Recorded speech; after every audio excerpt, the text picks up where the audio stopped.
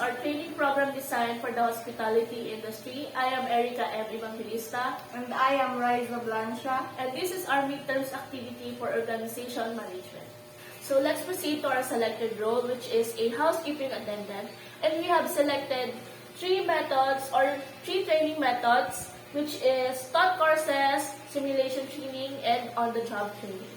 Sa thought courses po, dito po namin ituturo yung mga iba't ibang bagay when it comes to housekeeping and para po magkaroon sila ng primary knowledge when it comes to handling real-life scenarios when it comes to the real work or the job na gagawin nila sa totoong buhay. Sa simulation training naman, dito po namin nahayaan yung mga attendants na makapag-practice sa isang realistic environment tulad na lang po ng sa housekeeping laboratory kung saan mayroon po silang mga bed setup kung saan pwede kayong mag-practice. And makakatulong din po ito para mas maging proficient yung mga attendants at maiwasang magkaroon ng pagkakamali pagdating sa totoong trabaho. Last but not the least is the on-the-job training, which means dito po matututo yung mga attendants ng practical skills tulad po ng pag-handle ng mga iba't ibang equipments and chemicals, and makakatulong din po ito sa kanilang pag-master ng iba't ibang task when it comes to housekeeping.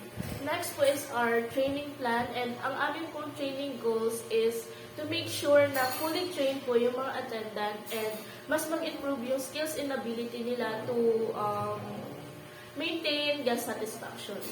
Mag-proceed naman tayo sa training timeline. Sa week 1, dito mangyayari yung thought courses para mas maunawaan nila yung papasukin nilang trabaho.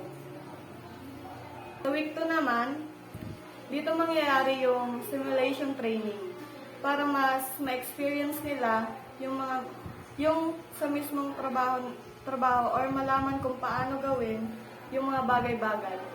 Sa week 3 to 4 naman, which means ito ay 2 linggo.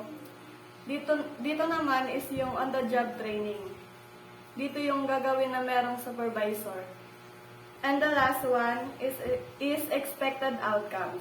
Ang expected outcomes namin ay inaasahan namin na mag-improve or magkaroon sila ng kaalaman when it comes to housekeeping o pag-handle ng mga scenarios sa trabaho.